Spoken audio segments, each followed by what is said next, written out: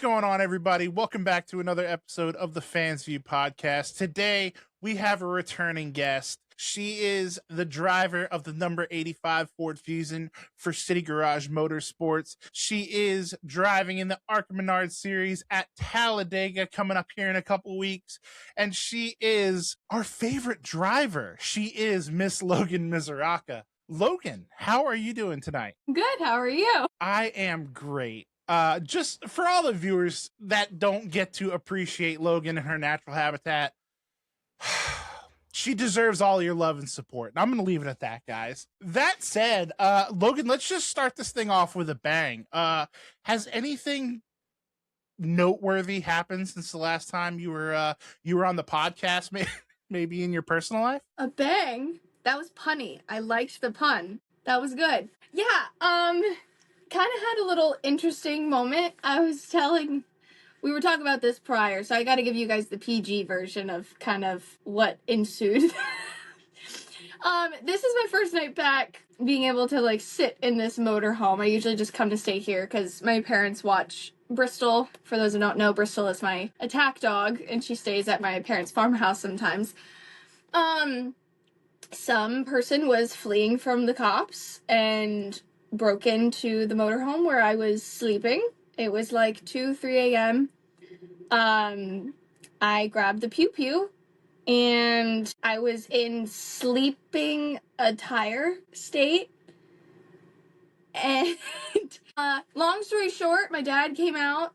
It took him about 5 minutes to get outside though because I was whispering. So the whispering over the phone, I think he just thought I was being quiet, or I don't really know what he thought. I think he thought I was just trying to be funny or something. And then when I was actually crying, because I knew something was really wrong, he thought my crying was a laugh. So it was taking him longer to get out. He was getting his clothes on, getting everything set to come outside, come around to the backyard. And so I am under the bed with a pew-pew in my hand and whatever, not dressed. And yeah, we were greeted by some guy that was on the run from the police. And my dad saw him first before I was able to see him, so I handed my dad the pew-pew. And then we immediately got greeted by the cops when we rounded the corner. Don't know how they didn't see the guy running for his life 5 feet in front of my dad and I. He got away. Still never caught him, but my dad, who fit the description of a white shirt and black pants, was put to the ground with him having a gun in his hand. And then I turn around and there is a cop right behind me saying, "Stop, put your hands up, you're gonna be tased." Now, my girls know what we usually wear when we are sleeping, so it's not a very vulnerable place you want to be in when you're asked to put your hands up to be tased. So that happened. So I think it's safe to say, I flew to Indiana for a few weeks and I am now back in Florida, but I will not be sleeping by myself for quite some time, I guess you could say. You know, Logan, before we get into the meat and potatoes of this podcast, see what I did? That was a little bit of a, never mind. Anyway, I don't even know where I was going to go with that.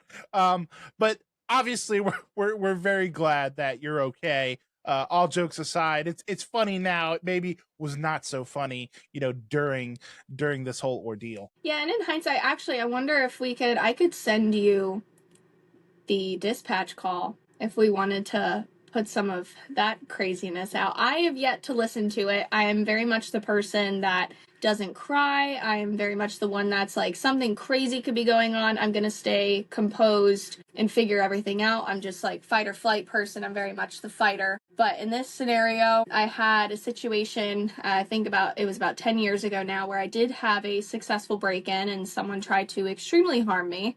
So I still struggle with PTSD of sleeping alone from that. That's why I do have Bristol, the attack dog I was telling you guys about. She helps with my PTSD, my depression, my anxiety.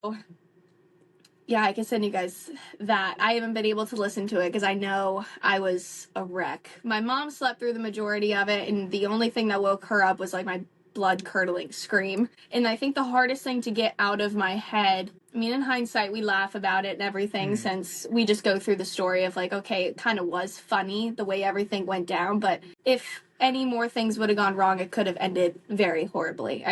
We were lucky enough to where the gun didn't go off and didn't harm the kid, because I don't think it would have really fit the crime. Yes, he scared the hell out of us, and he breaking and entering and everything, but I think he was just a stupid kid who was breaking into cars and then needed a place to hide. And honestly, motorhome on someone's property was a great place to hide. He just didn't know that was the night that I decided to have a sleepover in my parents' motorhome. So thankfully, the gun jammed, everything went right that way, but we were a wreck, and I don't think I'll be able to get my dad's voice out of my head for a very long time. That was the worst part, like hearing your dad, someone that you look up to that's supposed to be like the very strong person, when they break down and you hear that total fear sound come out of their mouth, it's like something like no other, to where I didn't even know it was him who was yelling next to the RV, because I was like, that does not sound like my dad's voice. And it was just pure fear, because you got to think he was the one who actually had to go face to face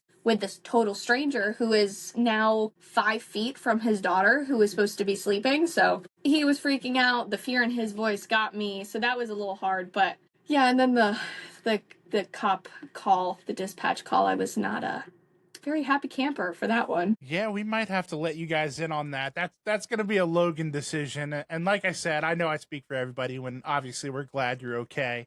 And to add a little levity before we move on, Florida has, a bit of a reputation. There's the whole Florida man thing, but wow, if Florida could be summed up in one amalgamation of an incident, you might have done it. You might have done it, between a break-in and entering turning into your father being, put to the ground by the police officers, you in various states of undress being held at taser. Yeah, I think you hit the Florida trifecta. So Godspeed and good on you. Great live PD episode if they would have aired it. That would have been fantastic. But such is life. We missed out on that, guys. But hey, it's still Florida. You never know. You never know. Yeah. Hopefully it's not me next time. I mean, I do breed bad luck, apparently. It always loves to find me. That was my biggest question that night. I'm like, why? There's 4 RVs parked in this block area because everyone's got acreage of land. We all have a motorhome. And he chooses this one. The one night I decide to stay in here, which isn't all the time.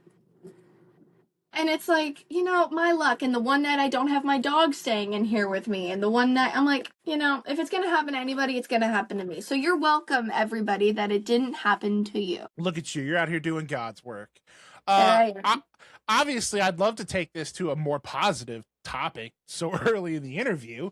But let's just go ahead and get all the negativity out. You talked about your bad luck. The last time we spoke, we were gearing up for Daytona 2026. It was going to be the year of Misuraca, and it still may be, but Daytona didn't go the way we wanted it to, obviously. Can you just talk about a little bit about how difficult that was for you, obviously being local to that track and Daytona being what it is? I know you had to be disappointed we didn't get to race. Well, yeah, just like I was saying before, if it's going to happen to anybody, it's going to happen to me. I mean, bad luck just was on our side for Daytona. And I know ARCA does it very differently with their group qualifying. I mean, we qualified very well in the past times going to Daytona. I know I'm fully more than capable of qualifying on top of a board at Daytona. But when it comes down to qualifying groups, it's really just the luck of the group that you're dealt. And then you're putting a lot of trust, which I think we talked about in the last podcast, that I don't trust people on the track. Don't trust anybody. Don't give them the opportunity. And it's like, you kind of have to when it comes to group qualifying. You have to trust that everyone's going to kind of stay together, stay cohesive, and try to give you guys the best shot. And being me, I'm like, I don't trust them. I don't think it's going to happen. I told my crew chief prior, I was like, I don't think they're all going with plan A. I think there's a plan B, and we're just not in on it. And of course, as soon as the green flag dropped, there was a plan B, and we were not in on that plan B. We were lucky enough, though. It was still out of contention. It was still, we weren't going to make it in on time, but we were fastest qualifying out of that whole group that missed the rest of the issue of that qualifying group. So, at least we tried to pull something together. I'm flicking fans. I'm putting my hand in the window to press air somewhere else. And, I ran through Michael Maples at the very end to get, the last split second I possibly could, and it just wasn't enough. And then we were just one away on qualifying in on time. And then with provisionals, we were one away from qualifying in on provisionals because the number that we had. So yeah. Yeah, it seems like that whole weekend you were right there. You just missed it by, a hair. How long, obviously you're not new to this. You're very professional. You what's the word I'm looking for? You keep it together. Obviously, you're not one to wear your emotions on your sleeve, but how frustrated were you? Not necessarily with anybody else, maybe with yourself and just with the situation. How frustrated were you that you didn't make the Daytona race, and how long did you kind of let yourself sit in that before it was on to the next one? I think it was just more so it was a humbling experience because I never had to handle I've never known the bubble line. I've never known a provisional. I've been very fortunate to always only qualify top 10s, especially in the ARCA series. We've always only qualified top 10s. So it's like not making a race was never a question. And then we're talking about these provisionals and these like, oh, now this one's getting DQ, but the DQs are going here. And I'm like, what? And it was like a whole new world to me to learn how they were doing it. And there's so many flaws in the system of it. And they know that. And everybody knows that within it. It's just the way it is. And when you have people that are teams that are supporting the series more than others, I understand from a business perspective, you're giving them more. And I believe that. I think that's fair. But it's just there's a lot of flaws and things. It's not going to make everybody happy. So, I mean, right after we got out of the car and it was looking like we weren't going to be in it, I was like, I gotta go back to my RV and sit down. I'm like, I don't know if I'm going to be upset, if I'm going to be angry. I mean, the first thing that crossed my mind was I was getting out of my car, and me and Greg even talked about this. I love you, Greg Van Alst, if you're listening to this, but I was like, where is he? Because he was the one that told me, like, this is the order we're going out in, this is the plan. And I told him, I was like, I know what's going to happen. Something's going to happen. I'm going to get screwed out of this deal. So I was like, where's Greg? And I was like, no, you know what? I'm going to go sit in the RV. And I texted him, and, like, he didn't make the race either. So I knew, like, it was hard on him, too, because he had won that race. So it's like, obviously, it's tough on him, too. It's like, okay, I'm not going to let anger speak. Next in line behind anger is sadness. So I'm like, no, I'm not going to be sad in the pits at an ARCA race. I'm going to go sit in the RV. You guys let me know if I'm racing tomorrow. So I came in here to sit down, and we're all like pulling out our papers and the rosters and going through the list of like, okay, well, this one's below us in a provisional. This one, we're doing all the math and stuff as ARCA's doing it in their trailer. I'm doing it in mine. And even went to the ARCA trailer to go fight it because I didn't know the last place that is let in on provisional, you can technically buy that spot. I was willing to buy that spot. I was like, let me go find him. I was 2 minutes late. I guess there is a 5 to 10 minute window or whatever, and I just missed it. And so I was like, okay, whatever. It's just not meant to be. And I think it was hard that night more so to explain to the people that were supposed to be coming the next day, hey, we're not racing. And it's like, it's really big dent on your ego. I mean, most of those people are like family and stuff anyway, so they knew and they know how I am to like just give me my space, let me be for a bit. Obviously, I'm not going to be taking it well. I am my hardest critic.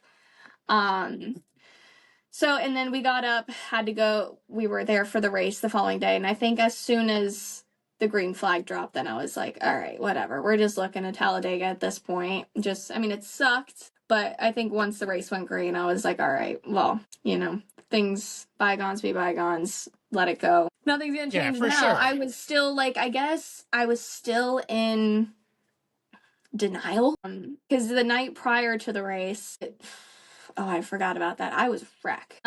They tried to bring me to the wheelbarrow races to bring up my spirits. They're like, okay, let's go. And I was like, okay. And I'm like, now I'm like running on a high, and I'm like, all right, we're going to be fine. It's 11 o'clock. Forget about it. We're fine. We're all having fun, running around, being crazy, going to the wheelbarrow races. And I got back to the hotel, and I was like, I just need to go for a walk. And the hotel was right on the beach. A lot of people know beach is that's my zone. That's my place. And I just cried and cried. And it was like 2, 3 a.m., bawling my eyes out, staring at the Big Dipper, yelling at the Little Dipper. I'm like, you know what? This is going to happen. So then I think I felt better going into the next day. But I also think it didn't hit yet that we weren't racing until the green flag dropped. Because I think I was still thinking, no, something's going to happen. Like, someone's going to be like, hey, I can't race. Okay, next person in line. Somebody's going to drop out. Yeah. Logan, jump in the car. Someone wakes up with a stomach flu or something. I'm, like, praying on that to happen. And Obviously it didn't. So the green flag dropped and I was like, well, it's too late now. So might as well just go to Talladega. But hardest part was the appearances I had to do, which, I mean, looking back, I really wish I did still go.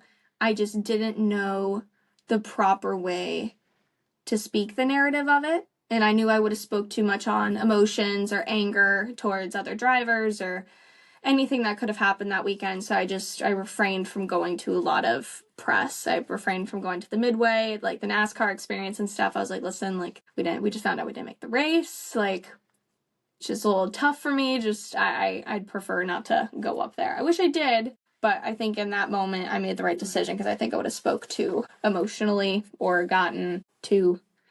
You know me. I'm just out of the mouth, babes. I say a lot of things with no filters sometimes. So I was like, let me just not do that. Yeah, let you just not. Let's not. I'm gonna go on a limb and say that's probably the best course of action.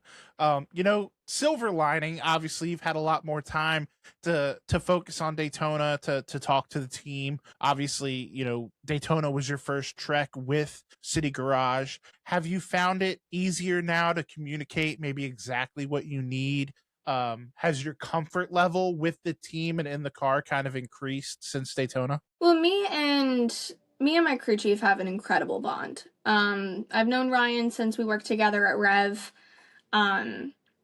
And Stuart and everybody at CGM is great and stuff, but I think me and Ryan working together closely on things, and he just understands me. I don't even have to say anything sometimes, and he just knows what I need. So I know at Talladega we'll be able to pull together, and he was gutted. Ryan was gutted, more like the same way that I was, because it's his name too on the car. So of course, like, none of us want to do bad, and it was really hard on me and Ryan. So me and him sat in this RV and talked, like, right after we knew we didn't make the race, for like hours. But I'm sure for Talladega, we'll know where we start the race before we even show up, because there is no qualifying for Talladega. So you don't like have to qualify in. There's no group qualifying. It's just however your points stand going into Talladega, that's how you start the race, which is going to be risky because we know we're not going to be towards that front half of the field off of points, because the 86 car doesn't have any points, but we're just going to have to stay on the bottom line and survive and then just pick things off. But I'm at the point where I'm just going to go. I love it. Ricky Bobby. Logan Bobby. Let's do this. Hey, you. Yeah, watching this right now. I see you. If you're enjoying what you're watching, I've got one quick favor to ask, and it only takes a second, costs you nothing, and makes a huge difference. If you could go ahead and hit that like button, maybe drop a comment. If you haven't already, make sure you're subscribed.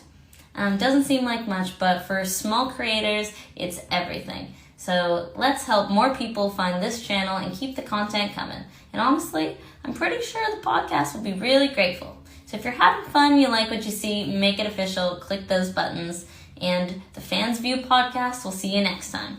Just move. Let's do this. Shake and bake. I gotta go. We're not playing it safe. That leads perfectly into the next question. That being, what's the mindset now going into Daytona, going into Talladega? Well, I think Daytona was more so you want to make sure you have the car for Talladega. Well, since we didn't race Daytona, we obviously have the car for Talladega. So now it's like, okay, there's a perfectly beautiful super speedway car sitting right there in mint condition, no bumps, scratches, crannies, and it hasn't been hurt. So now it's, Stuart will hate me when I say this. No, Stuart, I'm still treat your car carefully. It's not going to be on a driver error, but we're going to race that car the way it needs to be raced to get the result that we need to make up for Daytona. So I think it's more so something to prove, and we're just going to... I remember, too, at my first Daytona race, we tried to play it safe the entirety of the race. And in the last 4 laps, I told my spotter... Jeff Spraker was actually spotting for me himself, and I told him, I was like, we're done saving. We're done saving. In the last 4 laps, we passed like 12 cars, because I was like making a hole, and it was like, what was that car scene with the tractor trailers and everything? Like, find the hole, find the gap.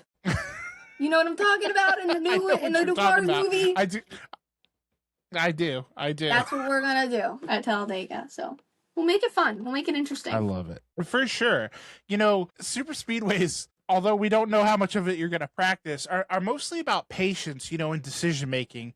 It's obviously very fast paced. But where do you kind of feel you're most suited, you're best suited for strapping in at Talladega? I mean, Talladega and Daytona are so similar. It's just the width is the difference. Right. I'm very good at staying calm for super speedways, which is a blessing and a curse. Um, I think I more so don't want to be on the super calm side for Talladega because I also do like the way that I drive when I'm mad. So if I can bring some of that like mad edge to me during Talladega, I would like to, because that's usually when I can get more done. The calm side is just to survive. And I think I can stay calm, cool, and collected to just survive until we need to start getting angry and then start driving with anger rather than with our brains. So I think we'll do great. If we just think that sense, I'm just gonna have to say something in my brain to like just piss me off and then just go. We'll workshop some ideas once we're done with this. We'll talk. We'll figure some I have stuff out. plenty of things in this world that piss me off. We're good. I have a few names we can write on the dashboard. I got a few thoughts I can think of. I'm good. I'll get mad about something. I love that. You know what? Let's talk about something and someone you don't hate and doesn't make you mad. That being your teammate there at CGM, Quinn Davis. One of the new dynamics this season is your mentorship role with her specifically. How has that relationship kind of naturally developed since we last spoke? Because I see you guys all over social media smiling and having a good time doing interviews together. You guys genuinely seem to share a pretty tight bond. Yeah, and in the beginning, I think it was just learning each other, but the first time we met, I think we just knew we were identical through and through. We have the same mindset. We have the same mindset towards people and business and the way that we like to do things. So it was like very easy. And she's so young that she's such a sponge right now that, and I know because it's just a very unique experience growing up in motorsports as a female. And it's not a lot of us do it. And it's just a very unique deal from like the guys that you have to watch out for, or the dynamics and the situations that you want to be careful of, and then being taken advantage of or not getting taken advantage of. Like there's certain things that you have to navigate, especially in that young mind that can be so easily convinced otherwise. Right, absolutely. So I took on that role. Me and her parents are extremely close. Like her dad, Mark, he'll call me every night to just say like, hey, how are you? And then just hang up. I'm like, okay, love you. Like, we just have such a great dynamic, and me and Quinn tell each other absolutely everything racing related, not racing related, and she just genuinely really listens to everything that everyone says. I know she can get overwhelmed at times, and we found that like at Hickory, I was just like, just leave her be. Let me go talk to her. And her and I would just sit in the truck and we would talk, and I could put things into like a more, not like a dummy 101 term, but like something that could easily make more sense. And it was the way that I look at things. Yeah. Like I know we talked briefly about the drafting stuff last time for Talladega, how we think of swimmers and how the swimmers take the draft and the wake off of things. So there's certain things that I've put into my brain as little analogies for things that I think would help her, and it did. She's been my little mini me. And we're like little two peas in a pod. So now it's like us against everybody. I mean, if someone makes her mad or someone says anything about her, I'm going to go hurt them. And then the same for me. If someone says anything about me, I got to watch out for her. I'm like, mommy can take care of herself. I'm good. I'm supposed to be protecting you. And she will get her back up. She's like, no, that was so uncalled for. I was like, I got it. I know. I know. I can handle it, though. I got it. That is equal parts hilarious and absolutely terrifying. Oh, it's great. What have you maybe learned about yourself through, mentoring Quinn? And how has working closely with her maybe sharpened your racecraft? That's a really good question. Okay, so you never really know how much you know until you have to teach someone else what you know. And I think it was more fulfilling to me to be able to share the things with her, and then within myself, it brought me more confidence within myself, because it made me realize how much I do actually know, more than a lot of these other people out here. Because even when the years where I wasn't bringing any sponsorship money and I wasn't able to race, I was still at every single late model race of these races for like 2 years, just watching and listening and figuring out like everything that needed to be done. And I didn't even notice until Daytona race or Daytona test. We're just talking about like wedge and taking turns in and out, like left rear, right front, and all this stuff. And it's like, after I'm saying it, and then like I'm turning to like Quinn, and she's just like, huh? And I'm like, oh. And I'm like, I didn't even know I really knew that stuff. That's just become part of my terminology and of my way because I've just been in it for so long and just like learned. But it brought me more confidence in knowing that I know what the hell I'm talking about now. Because it's like, you get all those people online that are like, oh, she doesn't know crap about race cars or whatever. And I'm like, quiz me, please. I'm like, genuinely, at this point, I know I can take you down. I know I could take down about 80% of these drivers out there that don't know what a wedge is. I'm like, come on. Or loose or tight. Like, define those for me sometimes. So I was like, okay. And then, like, teaching her things, like, I could see things from a driver perspective more than a crew chief can see something on a car perspective. So it was me and Ryan working together really well to kind of hone in exactly what Quinn would need it. Because at some point it was like, okay, don't touch the car. Like, now let her do what she needs to do to max out the car, and then we'll work on the car to max out the car, and then keep going back and forth to build everything up, rather than just setting her up in something and then just letting her figure it out. Let's bring it up with her. So, I mean, it's been a very rewarding experience, and I just love her. So I think it's just helped with just me and her dynamic, because I don't really know how I would be mentoring at a actual racetrack side by side with another girl. I'd be like, you're not Quinn. I mean, the only other one that's like I'm really close with is Macy, and she is, gosh, she's gonna kill me. She thinks she's 11, and she just now races legend cars. That girl is going to be something like to reckon with later. I promise you. Like, she's got the sponsorship game down, she's got the social media game down, and she's 11. 11. Love this girl to pieces. So, like, she's another one that I'm like, okay, she's like another little mini-me. So those two, just it brings you a lot of reward knowing that there's those younger classes that are coming up. And then if you can teach them early enough and coach them in a way that they're not going to get hurt the way that I know I did, I think it'll be very helpful. Because then it's like, okay, you're not going to have to go through what I had to go through and learn all these dumb mistakes from. So stay away from those people. Don't talk to those people. Keep them away from you. And you stay right here. And we'll go do this. I love it. I love it. Little clan of Misuraca's minions, if you will. We're God, going to that's go ahead and cute. trademark that. That's cute. You know, you talked about something just then that we talked about at length the last time, and that is, you know, funding and getting sponsors and going out there and pitching. I know you've got something going on. You have a program that you're doing now that you're offering people to help them with just that, the business side of racing.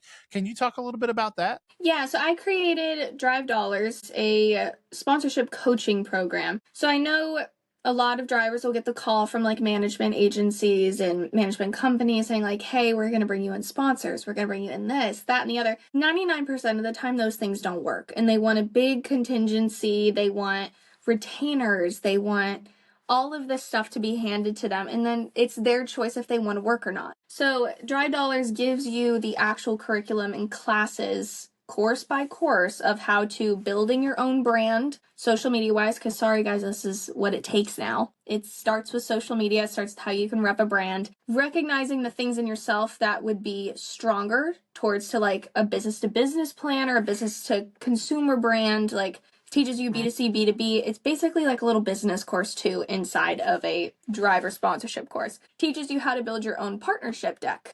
Because you can go pay someone like $5,000 to make you a good partnership deck, or I'll give you like a little whole blueprint on how to build it yourself, and you don't have to pay anybody. Canva is your best friend. And just like simple things on how to do like negotiations, where to value yourself at. And it's for everybody, whether you're starting off in go-karts or you're already in O'Reilly's series and you're still having to pay for races. Like, it's a good blueprint of how I did it, of actually bringing in funding, not from family, not from anybody that I know, not from a comped deal. Like, yeah. So it's something that is like an actual blueprint that works on bringing in actual money, race by race, to get where you want to go. But just know, it's a full blueprint deal on how to actually do it yourself. That is awesome. I think that could obviously be super beneficial for anybody in the racing community. So we'll definitely drop that link down in the show notes or in the description or whatever it may be. We'll definitely have the link to that to get you guys set up with Logan and get some stuff get some stuff working. As we start to round this thing out, Logan, one important thing, that I have to ask you is, when you strap into this car at Talladega Superspeedway, what's that moment going to represent for you? And, the frustrations of Daytona, you can finally let it go maybe. And going forward, even after this race, what 2026 is going to look like for the rest of, the year for you? Yeah, you never truly know what race is going to be your last race ever. I think strapping into Talladega, it's going to be 2 races in one for me. I want to go in there to prove what I know I could have done for Daytona, and then what I can do for Talladega. So basically double the race inside one is what I really want to do. I don't want to forget that Daytona was a break. I want to make sure that we go into Talladega and make up for it. So it's like, okay, so bad that we didn't get to perform in Daytona. We got to do this at Talladega. So I think I'm making my finish a lot harder for what I want for Talladega. And I don't think I'll really settle for anything less than what's in my head, or else I'll be very upset. But you never truly know when, like, your last time is going to be. Because I remember after Pocono of 2023, I was so upset thinking that was going to be my last race, and the things that all went wrong at that race, and I never actually got to take the second to bring in what I was actually doing or appreciate what I was doing. So Talladega will be big in the fact that I want to make up for Daytona and Talladega, and then making sure I can make the most of it from a sponsorship and a business sense to make sure that I'm back on track for more stuff throughout 2026. I mean, this is unannounced yet, and I'll get you guys all more details later, but we have a pro late model ride that we're going to be in a lot more consistency in 2026. I'm trying to convince my boyfriend, so if everybody wants to go to his comment section and convince him to let me drive a sprint car, that would be helpful. I'll do that. And then when it comes to the ARCA stuff, I mean, I'll keep slaving away and pushing away. I never quit. So I'm sure, and we have a lot of things that are like right on that line of pulling some things together. So this definitely won't be our last race of the year. I can assure everybody that, but I just want more. I always want more. I love it. I love it. And we want to see you more, damn it. We want you on our screens. We want you at our local tracks. We want to see you. Where can people see you on social media? Like you said, you just gave us that evil little tease of the pro late model stuff coming out. Where can people keep up with you? At Logan Misuraca on all platforms except for TikTok, because they make you add a 1. Because they don't like me. They got rid of my normal Logan Misuraca platform, and I have no idea where it is. So now it's Logan Misuraca 1 on TikTok, and then Logan Misuraca everywhere else. So come find me if you don't follow me. Come say hi. We're having fun. We're about to, if we reach 250K prior to Talladega, I have a fun giveaway thing in store that everyone would like to be a part of. If this comes out prior to Talladega, we'll see. I love it. Will we're gonna come out ASAP. You're Logan Misuraca, of course you're gonna come out ASAP. Come on now. Are you still active on the passes and all that stuff, or is that kind of been pushed aside? We still have passes. Passes has all of my merchandise on it. I handle all my drop shipping and everything through there. I will be coming out with new merch probably by the time this episode drops. So make sure to check out all the Talladega merch on my Passes shop. I love it. And I can speak from experience, guys. She appreciates us fat guys. She has our size. So make sure to go check out her passes and get some sick merch. She's really obviously she's a friend, so I have to say nice things, but legitimately, even if she wasn't here, I would tell you to go check it out. She has pictures and hero cards and t-shirts, banners, flags. If you name it, we have slapped her pretty face on it, and it's all top quality stuff. So make sure to go show her some love and support if you can support monetarily, and if not, like she said, go follow her on the socials, keep up to date with all of her comings and goings, and let's peer pressure her boyfriend to letting her drive that sprint car. Let's do that together, guys. Right? Logan, thank you so much for coming on the show again. Obviously, it's in the contract now. You don't have a say in it. You're coming on after Talladega.